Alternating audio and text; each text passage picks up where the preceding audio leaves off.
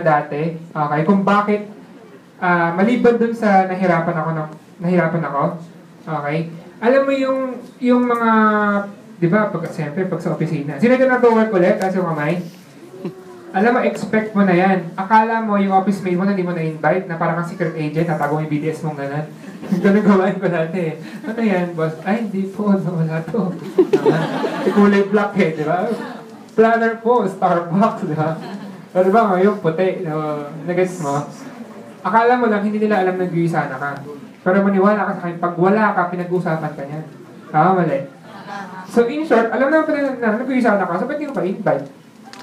Ang sa akin dati, sabi sa ayun yung mga parang sabi, di ba, pag sa office, kasi may hallway yan Diba?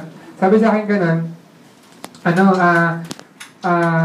ba, recognize ko one of our branch director, si Miss Mary Gold, Pantalion, diba? So po yung kinikwento ko kanina. Kilala niyo, diba? Kinikwento ko ka namin. So po yung na-approve ng 10 years multiple entry na visa sa US. Kasi magkaroon din nun? Yes! Okay. Hindi, totoo, yung walang poweran lang, hindi maka-yes lang. Kasi magkaroon din na visa sa US. Okay. Ito, bigyan ko kayo ng tip. Next week, yung deadline ng Silver Director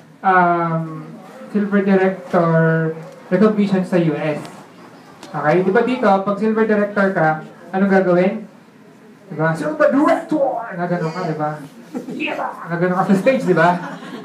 Doon, ang Silver Director, paparade ka lang. Pero akit ka sa stage, may hawak kang flag. Ganun yan. Okay?